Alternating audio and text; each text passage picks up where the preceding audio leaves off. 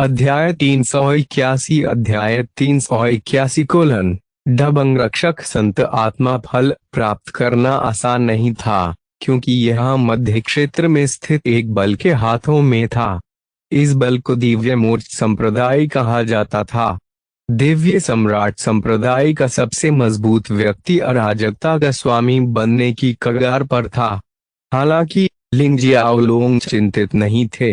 उसे अभी भी व्यापार करने और यदि आवश्यक हो तो बल प्रयोग करने की अपनी क्षमता पर भरोसा था।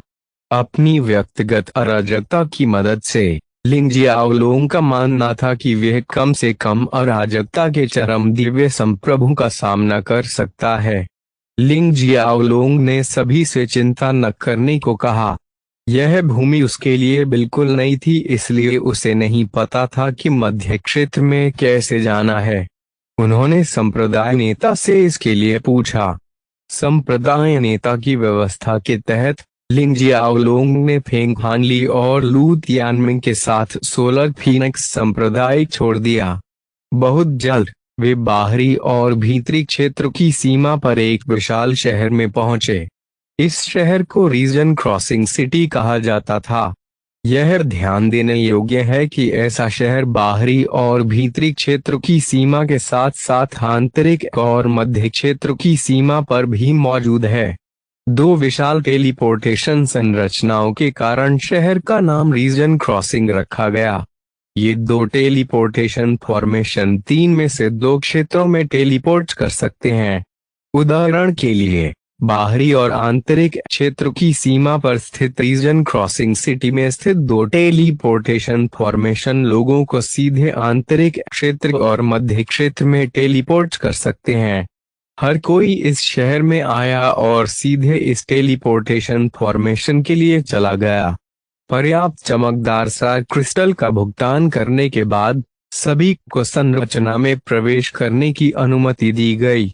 इस विशाल टेलीपोर्टेशन फॉर्मेशन में लिंग जियाओलोंग और उसके समूह के अलावा कुछ अन्य शक्तिशाली योद्धा भी थे। कुछ योद्धा बाहरी क्षेत्र से आंतरिक और मध्य क्षेत्र की यात्रा करने की तैयारी कर रहे थे, जबकि कुछ आंतरिक और मध्य क्षेत्र के विशेषज्ञ थे जो अपने घरों को लौट आए थे।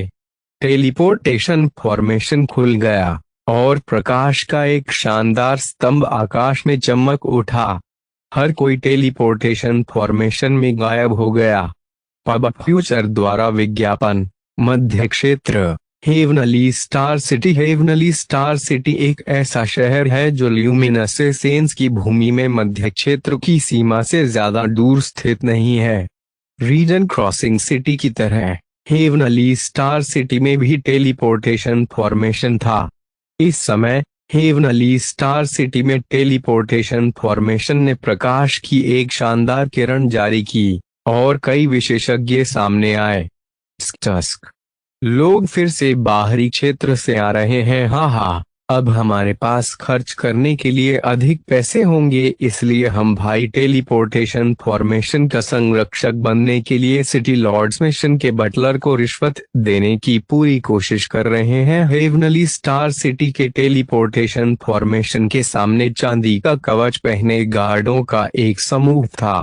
हालांकि उनमें से बहुत से लोग नहीं थे, फिर भी वे सभी संभ्रांत लोग थे।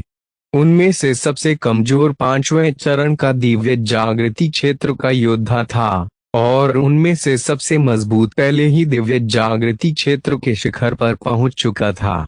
निस्संदेह वे महज रक्षक मात्र थे। केवल इसी से यह देखा जा सकता है कि हेवनली स्टार सिटी का मानक बाहरी क्षेत्र की तुलना में काफी अलग और ऊंचा था। मध्य क्षेत्र में केवल अराजकता का दिव्य संप्रभु बनकर ही किसी को डरने योग्य शक्ति केंद्र माना जा सकता है। दूसरी ओर दिव्य जागृति क्षेत्र के योद्धा बहुत कमजोर थे, क्योंकि मध्य क्षेत्र में उनकी संख्या बहुत अधिक थी। हर कोई लापरवाह न हो। बाहरी क्षेत्र में भी अभी भी ऐसे ताकतवर लोग हैं जिन्हें नाराज नहीं किया जाना चाहिए। बेहतर होगा कि हम अपनी सीमा के भीतर रहें और उसके अनुसार कार्य करें। चांदी बख्तरबंद गार्डों के भीतर एक युवक ने याद दिलाया। यह युवक अत्यंत सुंदर था। उसके होंठ लाल थे और दांत सफेद थे। उसमें एक आदर्श जिगोलो बनने की क्षमता थी। पब फ्यूचर द्वारा विज्ञापन दुर्भाग्य से इस युवक के अनुस्मारक ने किसी का ध्यान आकर्षित नहीं किया। इसके बजाय इसका काफी उपहास उड़ाया गया।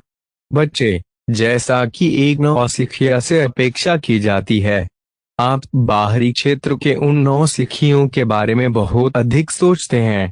बाहरी क्षेत्र के वे सभी योद्धा बेहद कमजोर हैं और बहुत सारे दिव्य जागृति क्षेत्र के योद्धा नहीं हैं। अगर हैं भी, तो वे अभी भी हैं बहुत ही सामान्य। उनकी युद्ध शक्ति सम्मान स्तर के लोगों के बीच बहुत कम है। युवक की अभिव्यक्ति अजीब हो गई और अंत में उसने कुछ नहीं कहा। यही वह क्षण था जब हेवनली स्टार सिटी के विशाल टेलीपोर्टेशन फॉर्मेशन पर विशाल प्रकाश स्तंभ धीरे धीरे नष्ट हो गया। लिंग शाओलोंग और अन्य, साथ ही बाकी योद्धा, इन चांदी बख्तरबंद गार्डों के सामने आए। गार्डों का नेता एक पीक सेलेस्टियल अवेकनिंग रियम योद्धा था। जैसे ही उसने लिंग शाओलोंग और अन्य लोगों को सामने आते देखा तो उसकी आंखों में उपहास और लालच की झलक दिखी।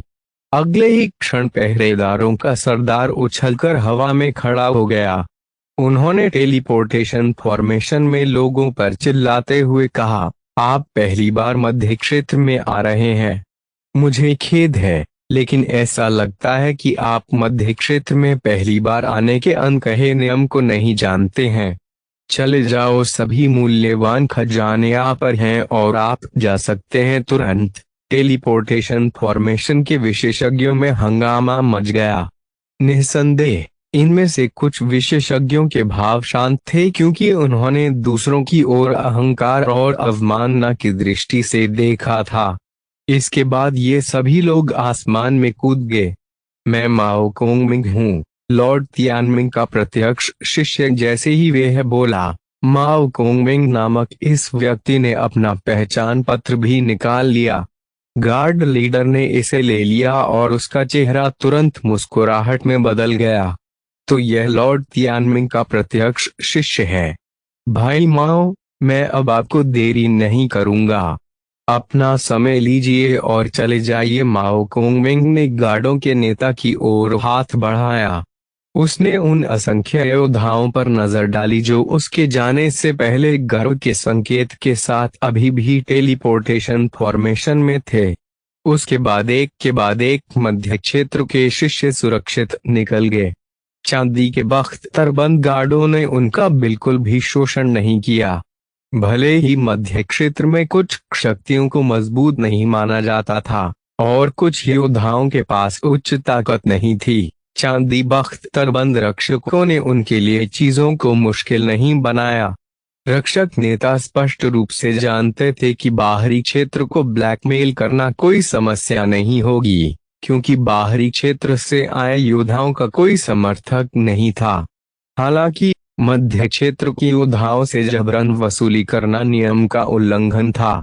भले ही ये योद्धा शक्तिशाली नहीं थे और उनके पीछे की ताकतें मजबूत नहीं थीं, एक बार जब उनसे जबरन वसूली की गई तो यह बहुत संभावना थी कि ये ताकतें, जिन्हें मजबूत नहीं माना जाता था, हेवनली स्टार सिटी में परेशानी पैदा करने के लिए एकजुट हो जाएंगी।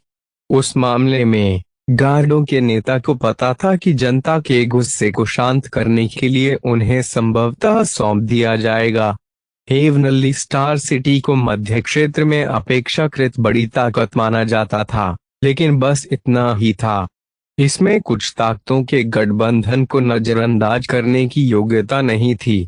मध्य क्षेत्र की योद्धाओं के चले जाने के बाद रक्षक नेता की अभिव्यक्ति तुरंत बदल गई। उसने बचे हुए लोगों की ओर देखा और ठंडे स्वर में कहा, तुम लोग जल्दी से बहुमूल्य खजाने को अपने हाथों में सौंप दो। हमें कार्यवाही मत करने दो, अन्यथा परिणाम तुम्हें सहन नहीं होंगे। क्यों यह सही है? आप टेलीपोर्टेशन फॉर्मेशन की सुरक्षा करने वाले एक गार्ड मात्र हैं। इसमें अहंकार करने की क्या बात है? मुझे मत बताओ कि मध्य क्षेत्र के सभी योद्धा इतने दबंग हैं। हर कोई तुरंत दुखी हो गया। वे मध्य क्षेत्र में अधिक संसाधनों की तलाश में आए थे ताकि वे मजबूत हो सकें। वे यहाँ जबरन वसूली के लिए नहीं आए थे। गार्डों का नेता बुरी तरह मुस्कुराया। मैं तुमसे सिर्फ इसलिए जबरन वसूली कर सकता हूँ क्योंकि मेरी मुट्ठी तुम्हारी मुट्ठी से बड़ी है। तुम्हारे पास कोई विकल्प नहीं है। भूम रक्षकों के नेता की आभा अचानक खिल उठी। फिर गार्डों का नेता बिजली के बोर्ड की तरह प्रारंभिक चरण के दिव्य जागृति क्षेत्र योद्धा के सामने प्रकट हुआ और उस पर एक मुक्का मारा। जिस योद्धा पर हमला हुआ उसने सदमे में अपनी अभिव्यक्ति बदल ली। वह बचना चाहता था, लेकिन ऐसा कोई रास्ता नहीं था जिससे वह बच सके। तुरंत रक्षक नेता की मुट्ठी उस योद्धा के पेट में घुस गई, जिससे उस योद्धा को मुंह से खून की उल्टी हो गई। लेकिन गार्ड नहीं रुका। उसने कुछ और लातें मारी और अंत में वह योद्धा दर्द और चोटों से बेहोश हो गया। रक्षकों के नेता ने बेहोश योद्धा को एक तरफ फेंक दिया और ठंडे स्वर में हंसने लगा। फिर उन्होंने कहा, यदि आप उनके जैसा अंत नहीं करना चाहते हैं तो बस आज्ञाकारी रूप से अपने शरीर के सभी खजाने को सौंप दें। जब जो लोग अभी भी विरोध कर रहे थे उन्होंने देखा कि एक प्रतिष्ठित दिव्य जागृति क्षेत्र के योद्धा की भी ऐसी हालत हो गई है, तो वे सभी तुरंत कांप उठे। पहरेदारों के नेता की ओर उनकी निगाहें घृणा और भय से भरी थीं। फिर भी वे कुछ नहीं कर सके। वे बाहरी क्षेत्र में उच्च और शक्तिशाली विशेषज्ञ हो सकते हैं, हालांकि मध्य क्षेत्र में उन्हें एकमात्र गार्ड द्वारा एक पल में मार दिया जा सकता था। यहाँ वे कुछ भी नहीं थे। अब फ्यूचर द्वारा विज्ञापन को फायदान आपके लिए और अधिक अध्याय लाने में सहायता के लिए हमारा समर्थन करें। संपर्क करें _साइटमैप दान करें। अध्याय 382 नेता की हत्या। बाहरी क्षेत्र के सभी योद्धाओं को उनके बीच के विशाल अंतर का एहसास हुआ। कोई आश्चर्य नहीं, बाहरी क्षेत्र में बहुत सारे शक्तिशाली योद्धा थे जो मध्य क्षेत्र में जाने के लिए तैयार नहीं थे। इसमें कोई आश्चर्य नहीं, बहुत कम विशेषज्ञ थे जो मध्य क्षेत्र से लौटे थे। जब गार्ड लीडर ने सबकी आंखों में डर देखा तो वह खुद से और भी खुश हो गया। उन्होंने तिरस्कारपूर्ण स्वर में कहा, बाहरी क्षेत्र के बेवकूफों, मध्य क्षेत्र की स्थिति की तुलना बाहरी क्षेत्र से मत करो। यहाँ समान साधन स्तर के योद्धा युद्ध शक्ति के मामले में आपसे अधिक मजबूत हैं। भले ही आप बाहरी क्षेत्र से कचरा मध्य क्षेत्र में आते हैं, फिर भी आप कचरा ही हैं। ठीक है, जल्दी से खजाना बाहर निकालो और फिर तुम सब खो सकते हो। विरोध करने की कोशिश मत करो। तुमने देखा होगा कि वहां उस चींटी के साथ क्या हुआ। गार्ड नेता को यह कहते हुए सुनकर सभी के पास अपने दिलों में आक्रोश को दबाने और खेती के संसाधनों को एक एक करके बाहर निकालने के अलावा कोई विकल्प नहीं था। फिंग हनली और लू तियानमिंग ने लिंग जियाओलोंग की ओर देखा। उसके फैसले का इंतजार कर रहे थे। क्या लिंग जियाओलोंग अपने खेती के संसाधन निकाल लेगा? यह कैसे संभव हुआ? यहाँ तक कि वह परेशानी पैदा करने के लिए स्टॉर्म वॉच संप्रदाय में भी गया। उसके पास एक बहुत मजबूत शक्ति है जो उसका समर्थन कर रही है। इसलिए लिंग जियाओलोंग और उनके समूह की कुछ न करने की कार्यवाही बहुत ही आकर्षक थी। जब गार्ड लीडर ने लिंग जियाओलोंग और उसके समूह को देखा तो उसका चेहरा काला पड़ गया। वे लोग वहाँ हैं। आप आज्ञाकारी रूप से अपना खजाना क्यों नहीं सौंप रहे हैं? क्या आप वास्तव में मुझ पर बल प्रयोग करने जा रहे हैं? आप चाहते हैं कि हम आज्ञाकारी ढंग से अपना खजाना सौंप दें? अरे, आप योग्य नहीं हैं। लिंग जियाओलोंग हंसा। उसका स्वर उदासीन था। हे भगवान, एक और कीट जो अपनी स्थिति स्पष्ट रूप से नहीं देख सकता। गार्डों के नेता ने अजीब स्वर में कहा, मैं आप जैसे कई लोगों से मिला हूँ। आप बाहरी क्षेत्र में ऊंचे और शक्तिशाली हो सकते हैं, लेकिन यहाँ मध्य क्षेत्र है। बेहतर होगा कि आप शांत रहें। मध्य क्षेत्र नहीं है एक ऐसी जगह जहां आप जैसा कूड़ा करकट अहंकारी हो सकता है। लिंग जियाओलोंग या उसके समूह की ओर से कोई प्रतिक्रिया न देखकर गार्ड के नेता और भी अधिक क्रोधित हो गए। पब फ्यूचर द्वारा विज्ञापन ठीक है। ऐसा लगता है कि जो प्रतिष्ठा मैंने पहले बनाई थी वह पर्याप्त नहीं थी। चूंकि तुम मौत को दावत दे रहे हो, मैं तुम्हारी इच्छा पूरी करूंगा। मरना गार्डों के नेता ने अपनी दिव्य ऊर्जा को अत्यधिक बल के साथ लिंग जियाओलोंग की ओर फेंक दिया। इस बार वह लिंग जियाओलोंग को सिर्फ घायल करना और बेहोश नहीं करना चाहता था जैसा उसने पहले व्यक्ति के साथ किया था। वह इस बार हत्या करना चाहता था। उसकी आंखें हत्या के इरादे से चमक रही थीं। बेवकूफ, तुम्हारी हिम्मत कैसे हुई हमारे बॉस को चुनौती देने की?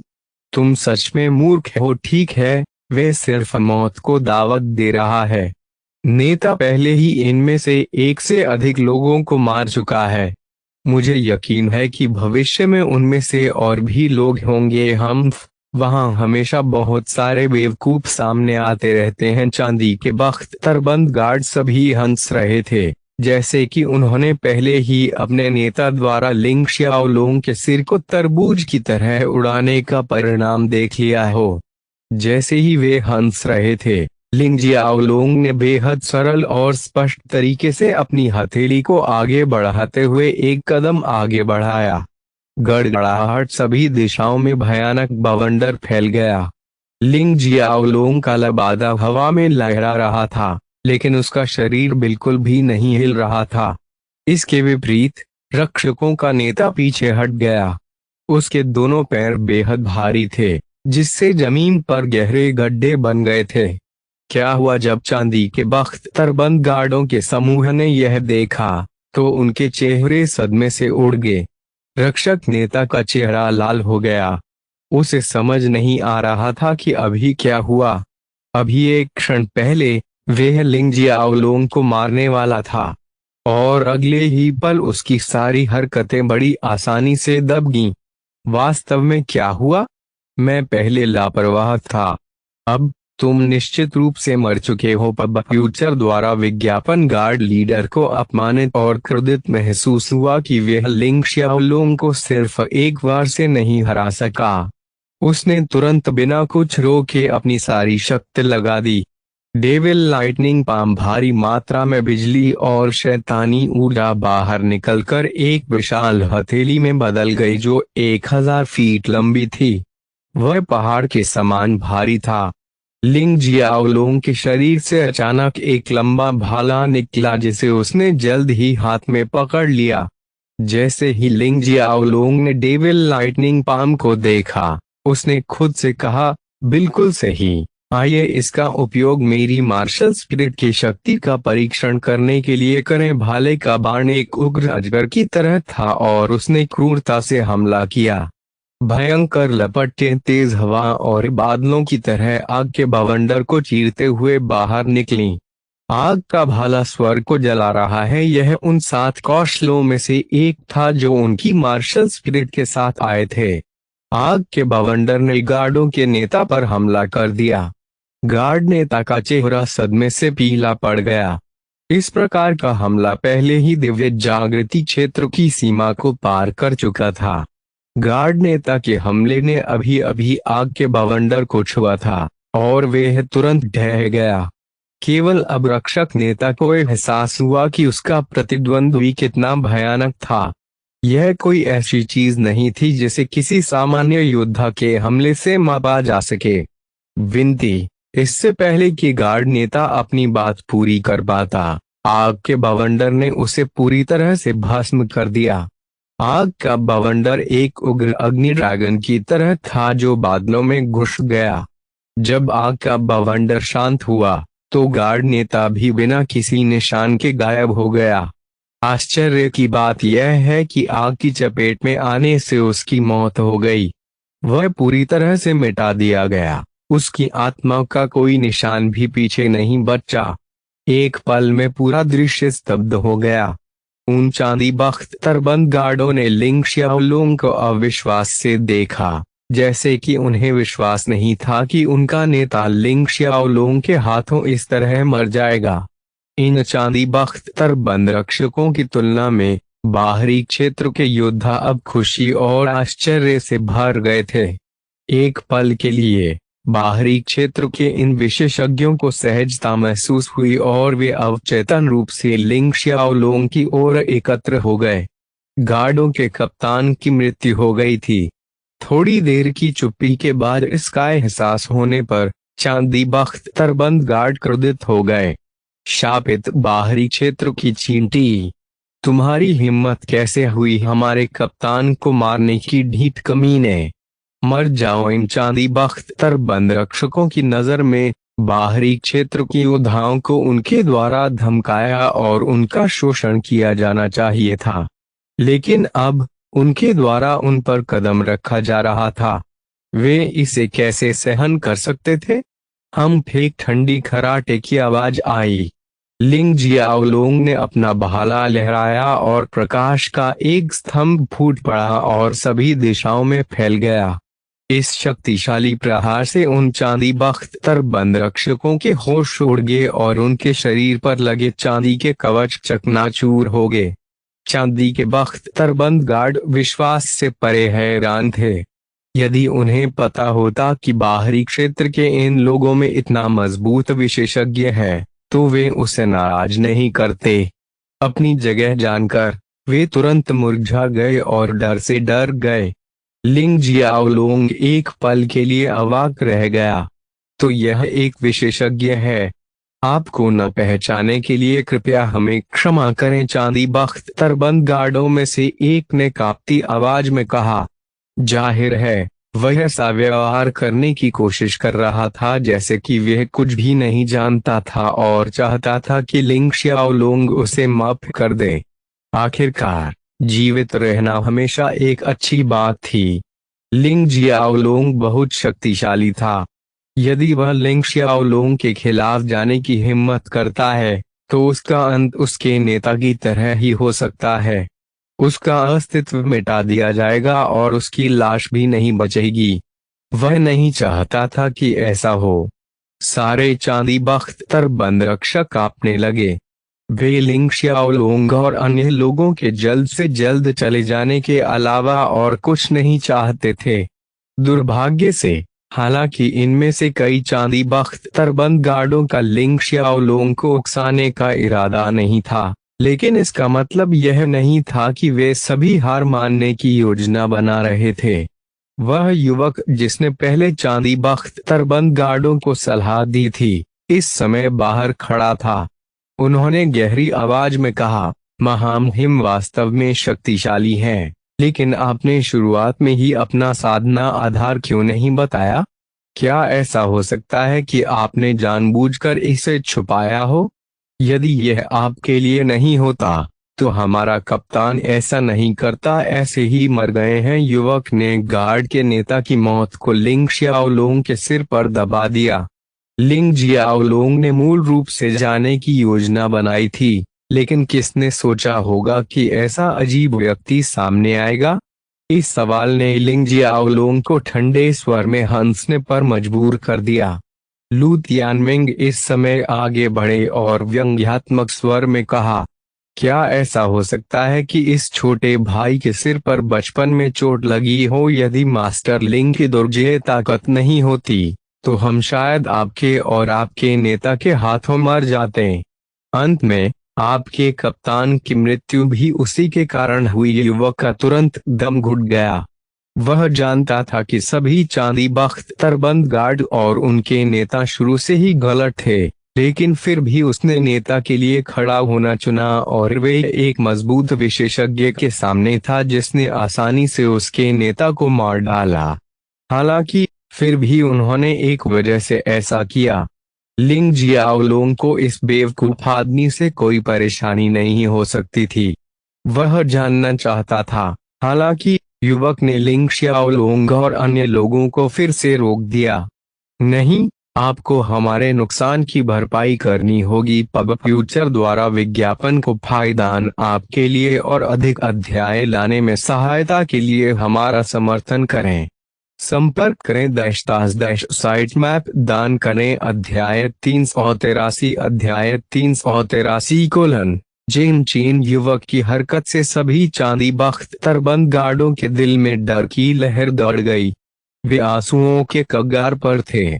इस लड़के ने स्पष्ट रूप से उन्हें दूसरों को भड़काने की सलाह नहीं दी थी, लेकिन अब उसने वास्तव में यम जैसी आकृति को भड़काने की पहल की थी।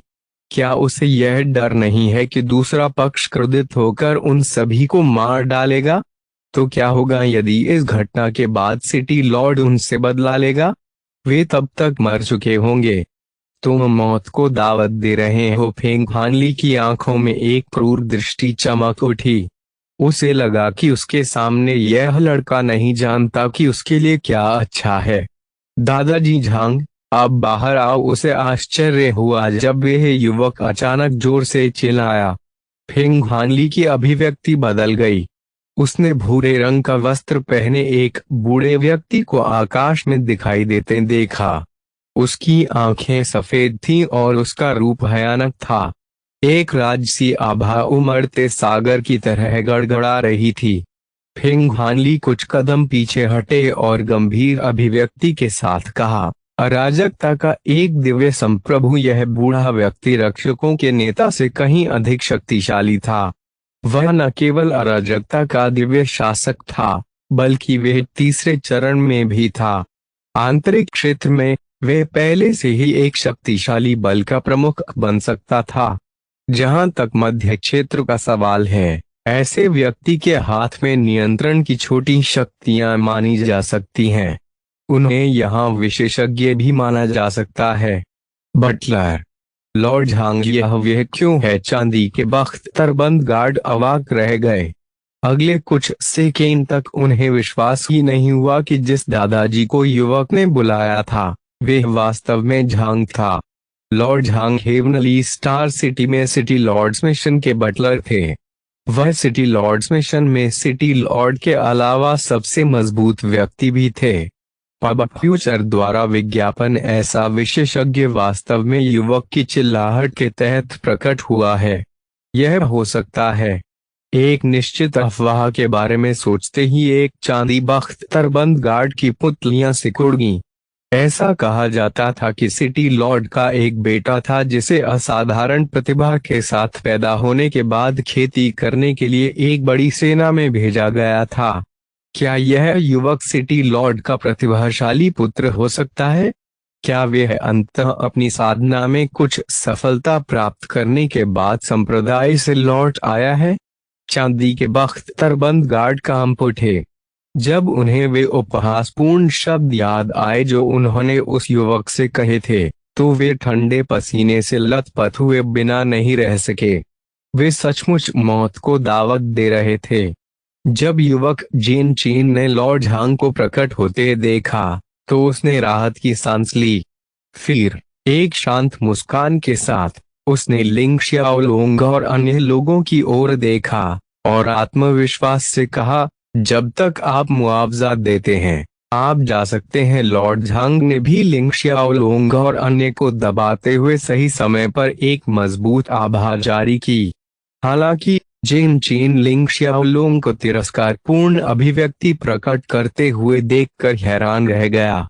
ऐसा लगता था जैसे वह लॉर्ड झांग से बिल्कुल भी नहीं डरता था, जो कि अराजकता का दिव्य शासक था। लॉर्ड झांग ने देखा कि लिंग जियोलोंग के सामने उनका प्रभावशाली ढंग बेकार था और उनका चेहरा थोड़ा बदसूरत हो गया। यदि सिटी लॉर्ड को भविष्य में लगा कि वह बेकार है, तो वे भविष्य में अपना पद बरकरार नहीं रख पाएगा। लॉर्ड झांग तुरंत अराजकता के दिव्य संप्रभु के रूप में अपनी गरिमा दिखाने के लिए एक कदम उठाना चाहते थे। हालांकि इससे पहले कि वह कोई कार्यवाही कर पाता, उसके शिष्य सिकुड़ गए और वे आश्चर्य से लिंग जियाओलोंग को देखने लगा।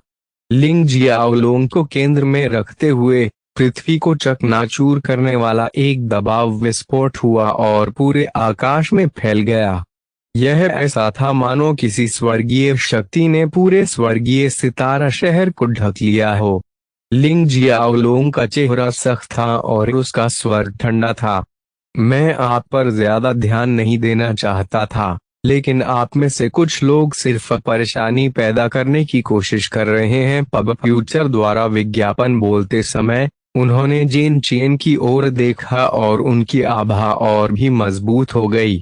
उन्होंने कहा, छोटे आदमी, अगर तुम चाहते हो कि मैं तुम्हें मुआवजा दूं, तो तुम्हारे पास इसे स्वीकार करने के लिए योग्यता होनी चाहिए। यह उल्लेख करने की आवश्यकता नहीं है कि तुम्हारे पास कोई योग्यता नहीं है। सबसे पहले गलती तुम लोगों की थी। तुम बस दूसरों को लूट सकते हो और यदि दूसरे जवाबी कार्यवाही करते हैं तो आप मार सकते हैं और आप उम्मीद करते हैं कि इसका उल्टा ना हो। हम क्या आप सचमुच सोचते हैं कि हर चीज पर आपका नियंत्रण है? जैसे ही वह बोला, उसने मुक्का मार दिया। उसके मुक्के से हवा में हलचल मच गई और जबरदस्त ताकत वाला, दुनिया हिला देने वाला मुक्का मारा गया। लिंग जियाओलोंग बिल्कुल भी पीछे नहीं हटे। अच्छा नहीं है, लिंग जियाओलोंग के मुक्के के कारण आसपास का तापमान तेजी से बढ़ गया, लेकिन लॉर्ड झांग को बिल्कुल भी ज्यादा गर्मी महसूस नहीं हुई। इसके बजाय उसका पूरा शरीर ठंडा महसूस हुआ। लॉर्ड झांग को लिंग जियाओलोंग के मुक्के से अभूतपूर्व दबाव महसूस हुआ। यह एक दबाव था कि सिटी लॉर्ड, पांचवें चरण का अराजकता का दिव्य संप्रभु, भी उसे नहीं ला सका।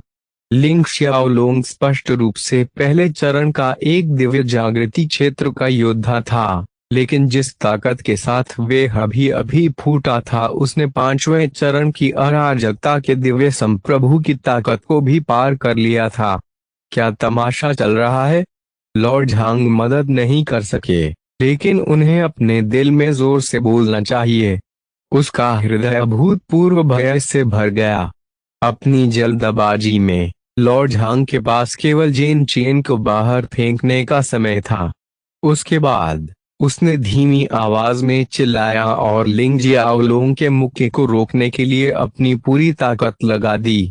यह कहना पड़ा कि लॉर्ड झांग ने जवाबी कार्यवाही करने के लिए अपनी सारी ताकत लगा दी। वह जानता था कि केवल उसका चौतरफा हमला ही संभवतः उसे मौत से बचा सकता है, लेकिन फिर भी लिंग जियाओलोंग के मुक्के के सामने लॉर्ड झांग का प्रतिरोध थोड़ा कमजोर साबित हुआ। बूम पफ, लॉर्ड झांग का कमजोर शरीर हवा में उड़ गया। रास्ते भर वह मुंह से खून उगलता रहा। वह बेहद दुखी लग रहा था। मैदान अस्त व्यस्त था। वह स्थान जहां लॉर्ड झांग अंततः उतरा वह कई 100 मीटर दूर था। वह खून से लथपथ पड़ा हुआ था और उठने के लिए संघर्ष कर रहा था। हालांकि उसने एक और कौड़ खून थूका और खून के तालाब में गिर गया और फिर उठने में असमर्थ हो गया। ऐसा इसलिए नहीं है कि लॉर्ड झांग की मृत्यु हो गई, बल्कि इसलिए कि अब उनमें 1 इंच भी हिलने की ताकत नहीं बची थी। कुछ समय के लिए उसने अपने शरीर को सहारा देने की ताकत खो दी थी। चांदी के बख्तरबंद गार्डों ने लॉर्ड झांग की कमजोर आकृति को देखा और फिर उन्होंने भय और भय से लिंग xiaolong को देखा। वे कल्पना भी नहीं कर सकते थे कि प्रथम चरण के दिव्य जागृति क्षेत्र के योद्धा से इतनी भयानक शक्ति कैसे प्रस्फुटित हुई थी। हालांकि एक बात थी जो ये चांदी बख्तरबंद गार्ड बता सकते थे। यह आदमी ऐसा नहीं था जिसे वे अपमानित कर सकें। चांदी बख्तरबंद गार्डों को लगा कि वे पूरी तरह से किस्मत से बाहर हैं। जिस व्यक्ति को वे धमका रहे थे वह कठोर लोहे की प्लेट निकला। उन्होंने इस थाली को लात मार दी और अब उनके पैर दुखने लगे थे। जेन चेन ने अपनी लार निगल ली और सदमे में लिंग जियाओलोंग को देखा। जब लिंग जियाओलोंग की नजर अचानक जेन चेन पर पड़ी, तो जेन चेन इतना डर गया कि वह कुछ कदम पीछे हट गया। खांसी, इस युवा मित्र, कृपया दया दिखाओ। इसी क्षण शून्य से एक क्षीण आवाज आई। लिंग जियाओलोंग ने अपनी आंखें घुमाई और आकाश में एक निश्चित स्थान की ओर देखा। उस स्थान पर उतार चढ़ाव की लहर दौड़ गई और अंततः एक अधेड़ उम्र का व्यक्ति प्रकट हुआ।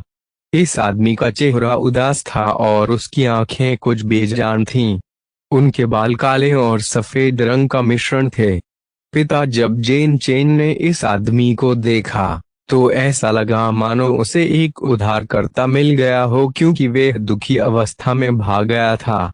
लिंग जियाओलोंग ने थोड़ा सा भौहें चढ़ाई। यह व्यक्ति स्पष्ट रूप से हेवनली स्टार सिटी का सिटी लॉर्ड था और वह अराजकता का 5वें चरण का दिव्य संप्रभु था। तार्किक रूप से कहें तो ऐसे विशेषज्ञ का जीवन अभी भी लंबा होना चाहिए। फिर वह इतना बेजान क्यों दिखता है? ऐसा नहीं लगता कि उनकी आयु खत्म हो गई है। उनकी मौजूदा हालत के पीछे जरूर कोई अलग वजह होगी। इस स्वर्गीय सितारा शहर के सिटी लॉर्ड की जीवन शक्ति स्पष्ट रूप से तेजी से खत्म हो रही थी। यदि ऐसा ही चलता रहा तो वे सचमुच कई दशकों या शताब्दियों के बाद वृद्धावस्था में मर जाएगा। वैसे भी चूंकि इसका इससे कोई लेना देना नहीं था, लिंग शियाओलोंग ने इस विचार को अपने दिमाग से निकाल दिया। सिटी लॉर्ड को 2 बार खांसी हुई और उसने कड़वी मुस्कान के साथ लिंग जियाओलोंग की ओर देखा। मेरे बेटे ने आपको नाराज कर दिया है। तार्किक रूप से कहें तो आपको मेरे बेटे के साथ जैसा चाहे वैसा व्यवहार करने में सक्षम होना चाहिए। हालांकि मेरा केवल एक बेटा है, इसलिए मुझे आशा है कि आप मेरे प्रति उदार होंगे। जब तक आप इस मामले को जाने देना चाहते हैं, मैं कोई भी कीमत चुकाने को तैयार हूँ, जिसमें हेवनली स्टार सिटी भी शामिल है। उसकी आवाज में छुपी कड़वाहट और बेबसी भरी हुई थी। मैं हेवनली स्टार सिटी किस लिए चाहता हूँ? लिंग जियाओलोंग ने व्यंग्य किया, फिर गंभीर भाव से कहा, क्या मैं वास्तव में कोई अनुरोध कर सकता हूँ? सिटी लॉर्ड ने सिर हिलाया। लिंग जियाओलोंग सोच में खोया हुआ लग रहा था। थोड़ी देर बाद वह बोला, ऐसा लगता है कि आपके पास ज्यादा समय नहीं बचा है। क्या ऐसा हो सकता है कि आपका बेटा अपनी प्रतिष्ठा स्थापित करना चाहता हो ताकि वह भविष्य में सिटी लॉर्ड के पद पर बिना किसी बाधा के सफल हो सके? पब फ्यूचर द्वारा विज्ञापन को फायदान आपके लिए और अधिक अध्याय लाने में सहायता के लिए हमारा समर्थन करें। संपर्क करें -- मैप दान करें। अध्याय 384 एक सम्मान विनिमय। लिंग जियाओलोंग का अनुमान सही था।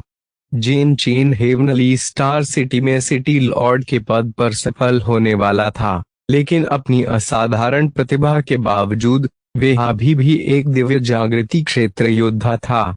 अपनी ताकत से वे स्वर्गीय सितारा शहर में रहने वाली उन बड़ी ताकतों को नियंत्रित नहीं कर सका। यदि वह सिटी लॉर्ड के पद पर सफल हुआ तो यह अपरिहार्य था कि वह शहर को नियंत्रित नहीं कर पाएगा, क्योंकि वे लंबे समय तक हेवनली स्टार सिटी में नहीं रहे थे। जेन चेन इस बार यह समझने के लिए हेवनली स्टार सिटी लौट आए थे कि इस शहर में नियम और व्यवस्था कैसे काम करती है। विभिन्न पहलुओं पर जानकारी प्राप्त करने के लिए उसने एक नकली पहचान प्राप्त की और चांदी बख्तर बंद गार्ड में प्रवेश किया। इसका कारण चांदी बख्तर बंद रक्षकों के बीच प्रतिष्ठा स्थापित करना था।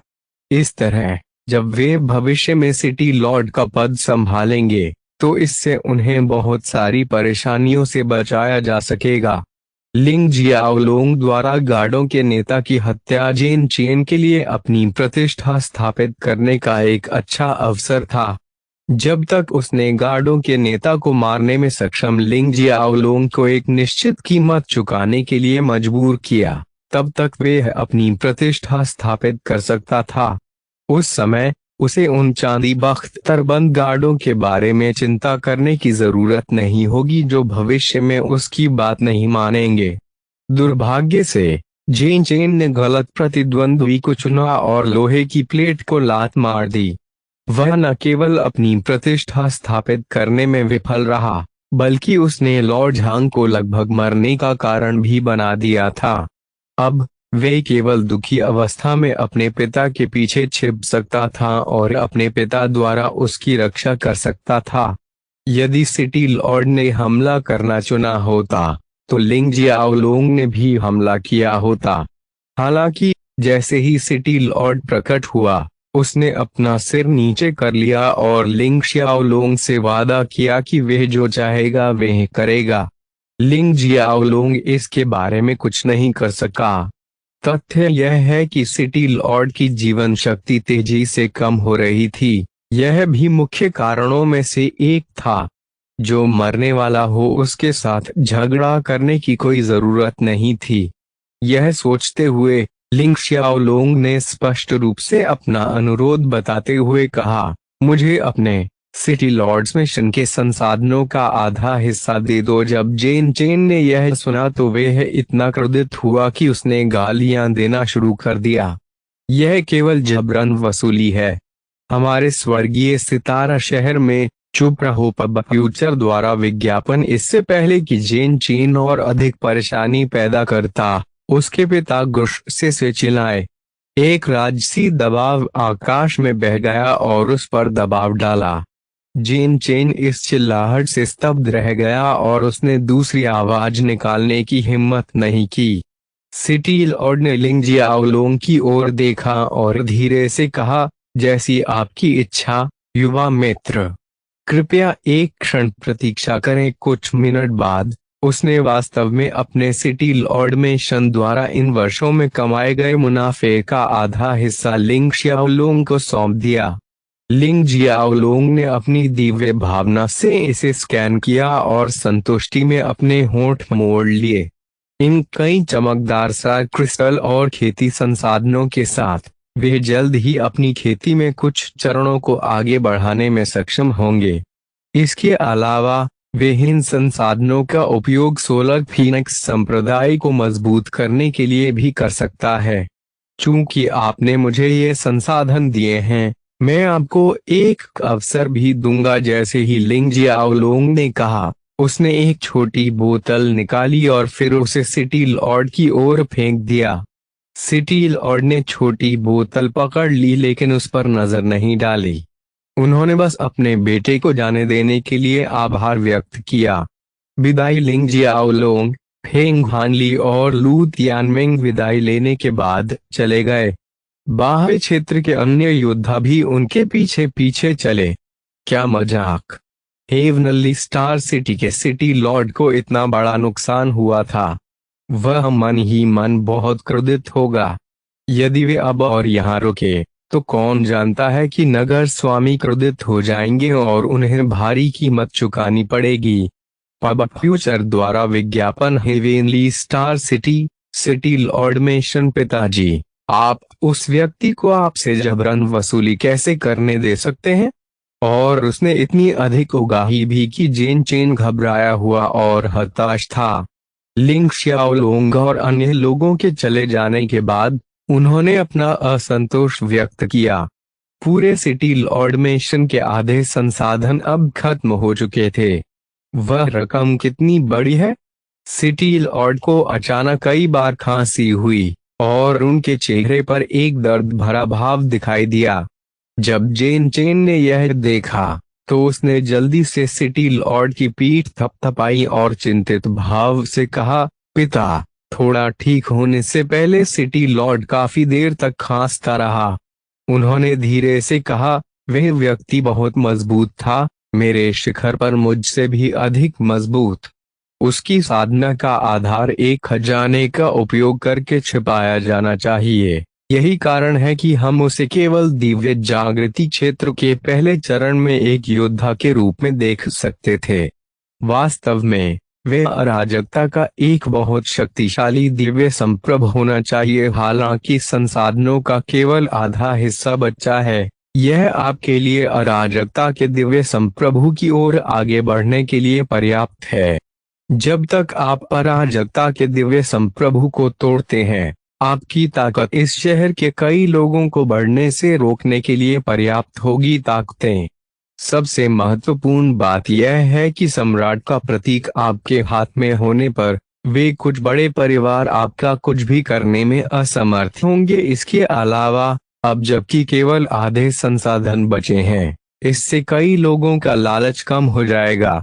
आपको पता होना चाहिए कि केवल मजबूत लोगों के पास ही बड़ी मात्रा में धन हो सकता है। यदि किसी कमजोर व्यक्ति के पास इतनी संपत्ति है तो वे केवल इसका शिकार होंगे। लालची लोगों के लिए धन होना कोई पाप नहीं है, उस धन की रक्षा करने की ताकत ना होना एक पाप है जिसके लिए आपको अपनी जान गंवानी पड़ सकती है। यह सुनकर हालांकि जेन चेन को लगा कि इसका कोई मतलब है, फिर भी वे इसे स्वीकार करने को तैयार नहीं था। इतनी बड़ी मात्रा में धन की हानि ने सचमुच उसके हृदय को रुला दिया। जब सिटी लॉर्ड ने यह देखा तो उसने आप भरी। आखिरकार जेन चेन को ज्यादा अनुभव नहीं हुआ था। दुर्भाग्य से उसके पास ज्यादा समय नहीं बचा था, इसलिए वे केवल कुछ समय के लिए उसे पढ़ाने की पूरी कोशिश कर सका। सिटी लॉर्ड ने फिर आह भरी।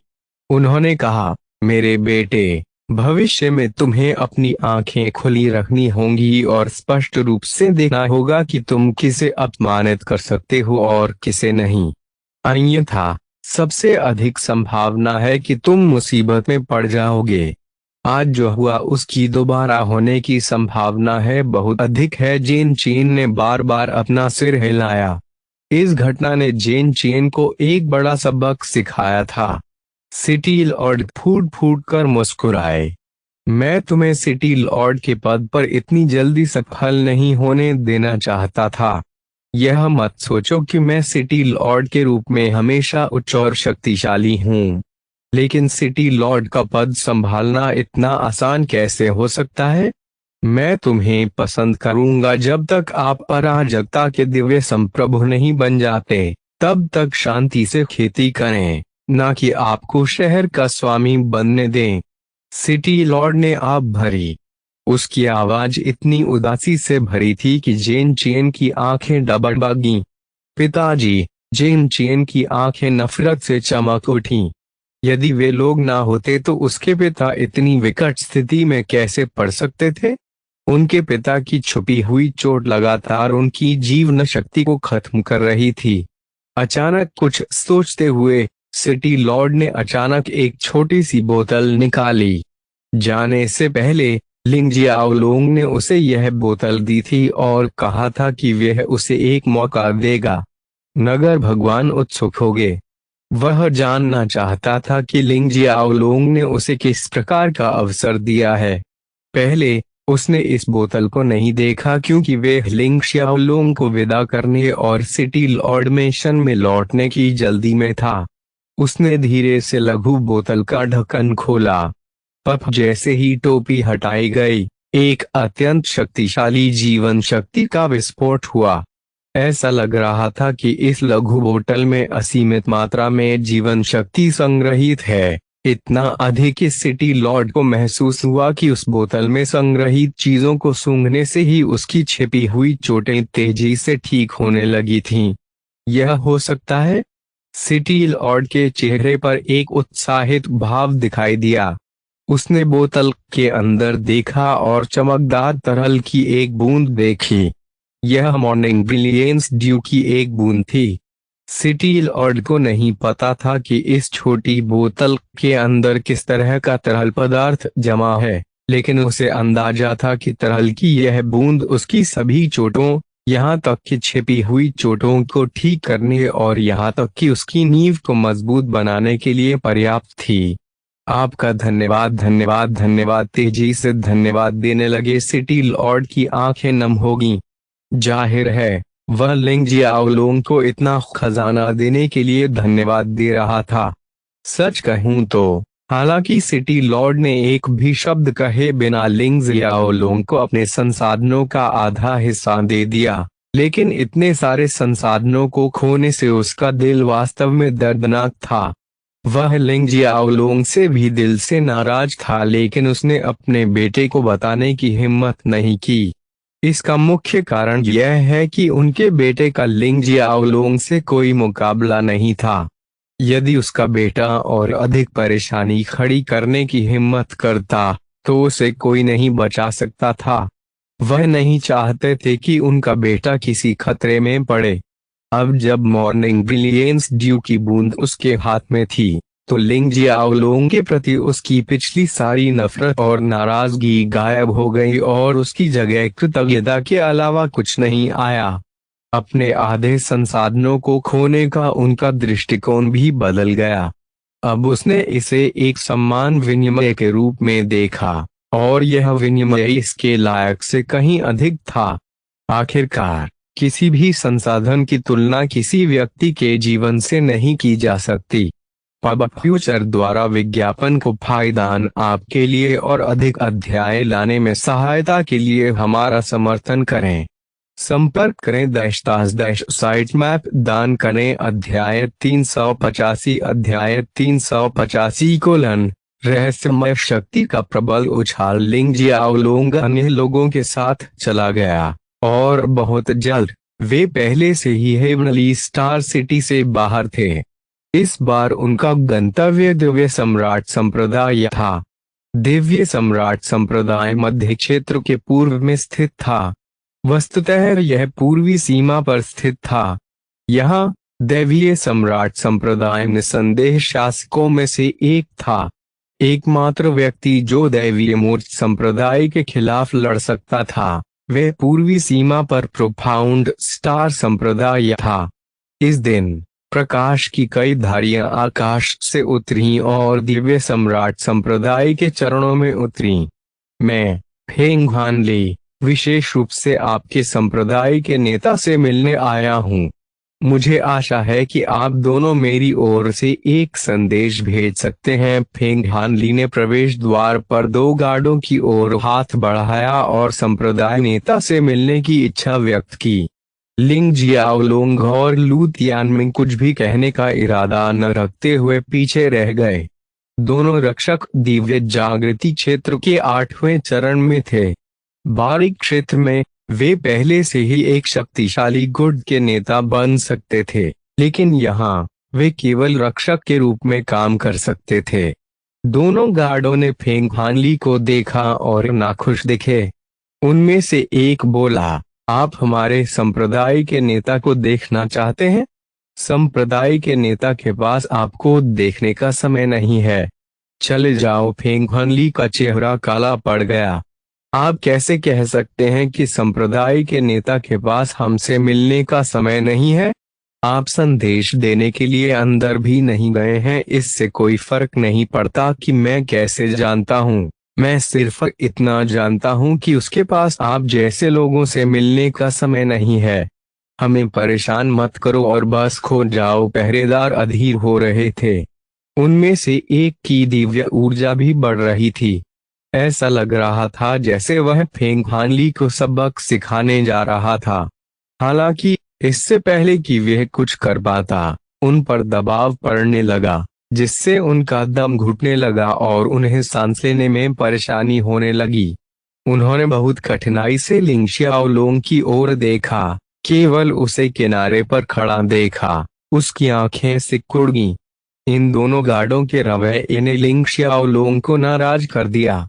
उसके पास कार्रवाई करने के अलावा कोई विकल्प नहीं था, अन्यथा गार्ड निश्चित रूप से फेंग हानली पर हमला करते। अब जबकि उसने गार्ड का ध्यान आकर्षित कर लिया था, लिंग जियाओलोंग ने अपना आधा दबाव वापस ले लिया। पब फ्यूचर द्वारा विज्ञापन। हालांकि उसने यह उम्मीद नहीं की थी कि गार्डों में से कोई एकता बीज निकालेगा और उसे लंबावत टुकड़ों में फाड़ देगा। जैसे ही तावीज फटा, दिव्य सम्राट संप्रदाय की गहराई से एक सुनहरी रोशनी विस्फोटक रूप से बाहर निकली। सुनहरी रोशनी हवा में दिखाई दी और एक सुनहरी हथेली में बदल गई, जो अचानक फेंग हानली की ओर थपथपाई। फेंग हानली प्रतिक्रिया देने से बहुत हैरान थे। अगर उसने प्रतिक्रिया भी की होती तो भी वह बच नहीं पाता। सौभाग्य से लिंग जियाओलोंग जवाबी हमला करने के लिए वहां मौजूद था। जैसे ही वह फेंग हानली के सामने आया और मुक्का मारकर बाहर चला गया, उसकी छवि चमक उठी। उसके मुक्के से एक चुभने वाली आवाज आई, क्योंकि उसकी मुट्ठी के आसपास की हवा बहुत तीव्रता से उबल रही थी। टकराना। सुनहरी रोशनी और लिंग जियाओलोंग का मुक्का तुरंत टकरा गया। जिससे एक भयानक ऊर्जा तूफान पैदा हुआ जो हर दिशा में हवा के तेज ज्वार में बह गया। अंत में सुनहरे वस्त्र पहने एक व्यक्ति दिव्य सम्राट संप्रदाय की गहराई से आकाश में प्रकट हुआ। इस आदमी की आंखें तारों भरी थीं और भौहें तलवार के आकार की थीं। एक मध्यम आयु वर्ग के व्यक्ति के रूप में भी वे अवर्णनीय रूप से सुंदर थे। उसके चेहरे पर ठंडे भाव थे। उसकी आंखें फेंग हानली और लिंग श्याओलुंग को गुस्से से घूर रही थीं। हम्प, क्या तुम्हें सच में लगता है कि मेरे दिव्य सम्राट संप्रदाय को धमकाना आसान है? अब कुछ यादृच्छिक चींटियां भी मेरे दिव्य सम्राट संप्रदाय को चुनौती देने के लिए आ गई हैं। फेंग हानली को भी एहसास हुआ कि कुछ गड़बड़ है। जैसे ही वह बोलने ही वाला था, सुनहरे वस्त्रधारी व्यक्ति ने एक बार फिर हमला किया। सुनहरी रोशनी की धाराएं एक विशाल तलवार में बदल गईं और एक बार फिर लिंग श्याओलुंग की ओर बढ़ीं। वह पहले से ही जानता था कि उसके हमले को इस युवक ने रोक दिया है जिसके चेहरे पर उदासीन भाव था। वह जानता था कि पहले इस आदमी को हराकर ही वह लोगों के समूह को नियंत्रित कर सकता है। क्योंकि सुनहरे लबादे वाले व्यक्ति ने हमला किया, लिंग जियाओलुंग के पास वापस लड़ने के अलावा कोई विकल्प नहीं था। उन दोनों के युद्ध से भयानक भंवरों की लहरें उत्पन्न होगी। उन दोनों के बीच आश्चर्यजनक गति से वार होने लगे। फेंग हानली ने एक ड्रैगन दहाड़ निकाली और अपने असली रूप में बदल गया। उसके विशाल शरीर ने आकाश को धुंधला कर दिया और सूर्य को ढक दिया। उनके प्रतिद्वंद्वी में कमजोरी के कोई लक्षण नहीं दिखे। वह एक स्वर्ण दानव में परिवर्तित हो गया। आभा एक राक्षसी लहर की तरह थी जो लगातार बहती रहती थी। सुनहरे वस्त्र वाला व्यक्ति पांचवें चरण की अराजकता का दिव्य शासक था। लिंग जियाओलुंग अपने वंश या विशेष क्षमताओं की मदद के बिना उसके खिलाफ लड़ने में सक्षम था। यह उसकी ताकत साबित हुई। पब फ्यूचर द्वारा विज्ञापन, हालांकि उनके खेती के आधार के बीच का अंतर बहुत बड़ा था। हालांकि वह लड़ सकता था लेकिन विजयी नहीं हो सका। अंत में उसने आपदा की रक्तरेखा को सक्रिय करने का निर्णय लिया। हालांकि इससे पहले कि वह ऐसा कर पाता, कुछ घटित हो गया। अराजकता के कमल ने, जो उसकी अराजकता के भीतर सदैव मौन रहता था, प्रतिक्रिया व्यक्त की। सभी 108 पंखुड़ियां शानदार ढंग से चमकीं और अराजकता से प्रकाश की एक किरण निकली जो लिंग श्याओलुंग के शरीर के भीतर उभरी। इस समय रहस्यमय रक्तरेखा ने एक सेकंड के लिए प्रतिक्रिया की, सक्रिय रूप से प्रकाश की किरण को पूरी तरह से अवशोषित कर लिया और फिर यह शांत हो गया। पता नहीं क्या हुआ, गर्मी की लहर ने लिंग जियाओलुंग पर हमला कर दिया। लिंग जियाओलुंग को लड़ाई जारी रखने के लिए बहुत गर्मी महसूस हुई। उसके अंदर न जाने क्यों जलन हो रही थी। इससे पहले कि वह प्रतिक्रिया कर पाता, उसके शरीर से एक अत्यंत तीव्र शक्ति फूट पड़ी। लिंग जियाओलुंग की आभा एक ही सेकंड में बेहद भयानक सीमा तक फैल गई। लिंग जियाओलुंग को लगा कि अगर उसने इस अज्ञात शक्ति को बाहर नहीं आने दिया तो उसका शरीर क्षतिग्रस्त हो जाएगा। बिना ज्यादा सोचे समझे उसने सुनहरे कपड़े पहने आदमी की ओर एक मुक्का मारा। जैसे ही उसने मुक्का मारा, वहां मौजूद हर कोई भयभीत हो गया। ऐसा इसलिए है क्योंकि यह मुक्का इतनी ताकत से फटा कि विकृत हवा इस हद तक बिखर गई कि अंतरिक्ष कांच की तरह बिखर गया। फक इस मुक्के की गति कुछ ऐसी नहीं थी जिसके खिलाफ सुनहरे लबादे वाला व्यक्ति जा सकता था। उसने जोर से श्राप दिया और अचानक एक विशाल स्वर्ण दानव में परिवर्तित हो गया। बहरहाल वह इतना ही कर सका। वह पलटवार करने के लिए पर्याप्त तेज नहीं था। टकराना। यह मुक्का स्वर्ण दानव के शरीर पर लगा। जबरदस्त ताकत के कारण स्वर्ण दानव लगातार पीछे हट रहा था, जिससे जमीन में कई गहरे गड्ढे बन गए। उसके मुंह से खून बहने लगा और उसके शरीर पर उस स्थान पर जहां मुक्का पड़ा, एक छेद हो गया। क्या सुनहरे विशाल ने अविश्वास की दहाड़ निकाली। यदि वह golden mountain giant blood line को सक्रिय करके एक सुनहरे विशालकाय में परिवर्तित नहीं हुआ होता, तो उसकी रक्षा 10 गुना नहीं होती। और यदि इस उच्च सुरक्षा के लिए नहीं, तो वे उस हमले के तहत मर गया होता। लिंग जियाओलोंग यही नहीं रुके। उसने एक बार फिर वही मुक्का मारा। इस बार स्वर्ण दानव ने अंततः प्रतिक्रिया व्यक्त की। उसने लिंग जियाओलोंग के मुक्के से बचाव करने की कोशिश करते हुए एक मुक्का भी मारा। हालांकि लिंग जियाओलोंग के मुक्के में ऐसी शक्ति थी जो किसी भी चीज को उड़ा सकती थी। समय पर प्रतिक्रिया और प्रतिशोध के बावजूद स्वर्ण दानव कुछ खास नहीं कर पाया। गोल्डन जायंट न केवल लिंग जियाओलोंग के हमले का मुकाबला करने में असमर्थ था, बल्कि वे इस भयानक मुक्के से भी मारा गया था। पर सौभाग्य से अपनी समय पर प्रतिक्रिया के कारण वह लिंग जियाओलोंग को अपने विशाल शरीर में एक और खूनी छेद बनाने से रोकने में सक्षम था। हालांकि लिंग जियाओलोंग के मुक्के के पीछे की जबरदस्त ताकत ने फिर भी सुनहरे विशालकाय को सुरक्षित बच निकलने नहीं दिया। दूसरे मुक्के के बाद सुनहरा दानव उड़ गया, मुंह से खून का छींटा हवा में उड़ा दिया और कमजोर होकर जमीन पर गिर पड़ा। जैसे ही वह वापस अपने मानव रूप में परिवर्तित हुआ, उसका विशाल सुनहरा शरीर सिक उड़ गया।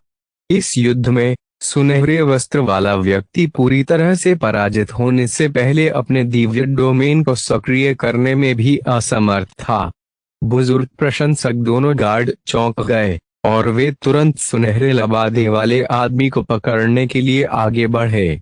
उसके बाद उन्होंने भय भरी आंखों से लिंग जियाओलोंग को देखा। एल्डर फेन कौन था? वह 5वें चरण का दिव्य सम्राट था। लिंग जियाओलोंग कितना मजबूत था? वह दिव्य जागृति क्षेत्र के प्रथम चरण में सिर्फ एक योद्धा था। ऐसे कमजोर योद्धा से पराजित होना एक ऐसा अपमान था जिसे दिव्य सम्राट संप्रदाय ने पहले कभी नहीं झेला था। लिंग जियाओलोंग अभी भी अपने शरीर के अंदर बढ़ती ताकत को नियंत्रित करने में असमर्थ था। उसे पता नहीं था कि उसका शरीर इतनी शक्ति से क्यों भरा हुआ है, लेकिन वह जानता था कि उसे इस ऊर्जा को छोड़ना होगा, अन्यथा परिणाम भयावह होंगे। उन्होंने अपनी दिव्य भावना को जारी किया और इस स्थान से सैकड़ों हजारों मील दूर एक गहरी पहाड़ी घाटी का पता लगाया। वुश फेंग हानली और लू तियानमिंग की ओर सिर हिलाते हुए वे गायब हो गया। फेंग हानली और लू तियानमिंग पहले तो स्तब्ध रह गए, लेकिन उन्होंने जल्द ही प्रतिक्रिया व्यक्त की। लिंग जियाओलोंग के जाने से पहले उसने उनकी ओर सिर हिलाया था। हालांकि वे भ्रमित थे, लेकिन उन्हें दृढ़ विश्वास था कि लिंग जियाओलोंग निश्चित रूप से वापस आएगा। तब तक उन्हें स्थिति पर नियंत्रण रखना होगा। पब फ्यूचर द्वारा विज्ञापन को फायदान आपके लिए और अधिक अध्याय लाने में सहायता के लिए हमारा समर्थन करें। संपर्क करें -- साइट मैप दान करें।